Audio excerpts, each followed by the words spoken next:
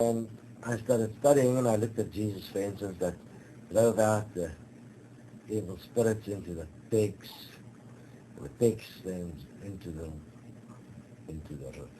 water.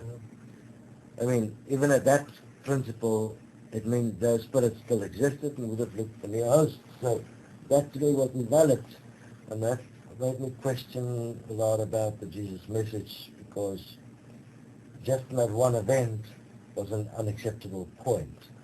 So I vowed not to ever again help a person that's possessed until I understand how this can be done without the spirit or the possession moving and looking for another host. So did you believe in the existence of, according to the Jesus story, when he would sayings about demons, when they would leave and come back with more if they found a nicely kept home? I didn't have any belief about anything around demons. I mean, I've now had an experience of it. I've heard of it happening, but to me, I strange enough had no fear of it whatsoever. To me, it was simply something I have to understand. I did at that stage not understand anything about demons. I didn't realize.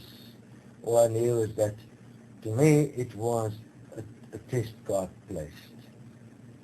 The ultimate test would be, the ultimate test of forgiveness, from my perspective at that stage, would be that God would place amongst us evil spirits that, in essence, is no different to us because it comes from the same source, that we must face and assist them with forgiveness. So I looked at it from that perspective, that forgiveness as a gift from God, as I understood it then, was the key to assist even the evil spirits.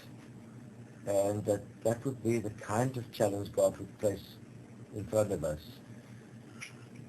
before we could actually enter His kingdom. I mean, so I looked at that kind of stuff. So I looked at it and studied and tried and find out more about it. And first of all, very clearly, I practiced forgiveness to make sure that there is no fear. I used kinesiology to start, with which I programmed myself to be able to assist demons specifically. And I started with assisting them by setting up myself, because to me I came to the conclusion is that if I cannot face a demon in me, allow me to be possessed, and I cannot face that demon in forgiveness, then obviously I'm not ready.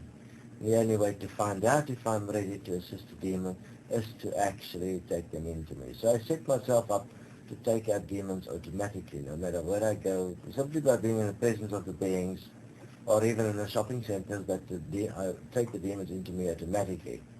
That had a repercussion that I didn't expect. One morning we woke up and we had painting outside on the walls of the house, like I'm going to kill you and your son, crosses, and all kinds of satanic kind of symbols all on the doors around the house. I got Cerise to just tell me what is going on here. Also, since we've got demons everywhere. So somehow I've pissed off the demons, because I've been taking them into me, and as I take them into me, I show them forgiveness. At that stage I've already understood quantum existence, where I can show them my total existence and what I've done with forgiveness and how I've worked with it and why I trust it and so on, and why I trust it will assist them as well. All of that when I take them into me. So at that stage I have never faced a group of demons. There was over 300 of them there. And I've never faced a group of demons like that. So I didn't know exactly what to do. So I said to Cerise, look, it's very simple. We need to get all these demons into me. and you've got to make sure we get them all. And she was quite okay with that. And then she was like, okay, let's do that.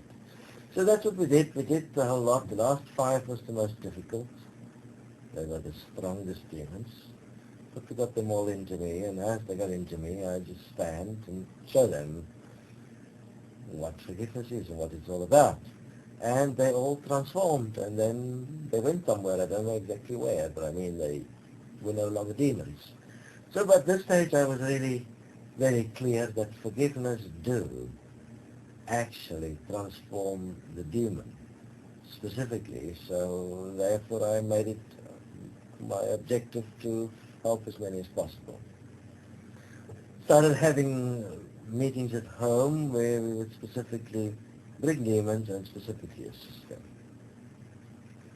And I was quite comfortable to allow people to become possessed, and that seemed to happen very easily when I give permission for it, from the perspective that I'm there, so that I simplistically will show them the experience so they can understand the demon's experience, can apply forgiveness and assist the demon, and then afterwards, after the demon has done forgiveness, we will discuss their life with them and what caused them to become a demon and so on, which was fascinating beyond imagination, because all the ways that the beings has become demons was normally based on traumatic events during their life, abuse, all kinds of things, or traumatic death events caused them to become demons, and we would afterwards discuss it. So the demon would talk as the person? After first the demon would be in the body and speak.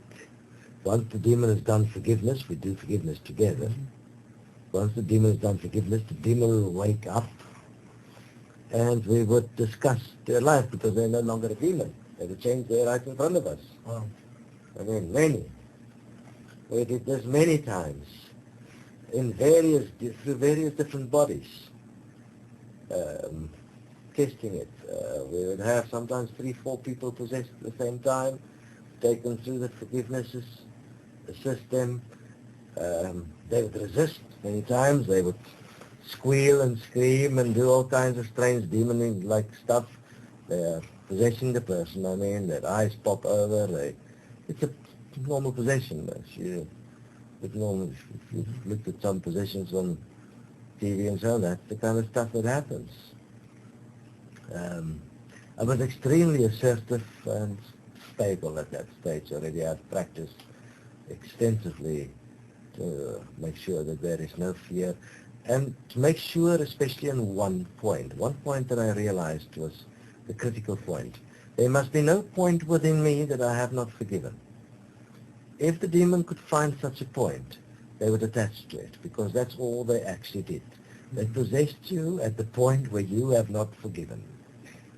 And we tested this by allowing each one to assist with also transforming demons, by giving them an opportunity to speak to the demon.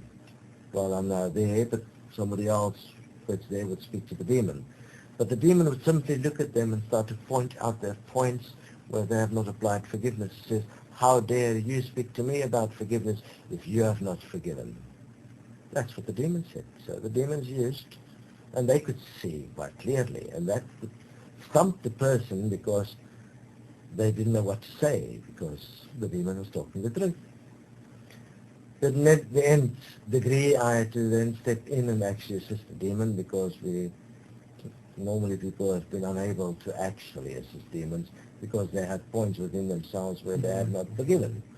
I mean, because of that, they are then unable to assist. But they were quite comfortable. So a number of people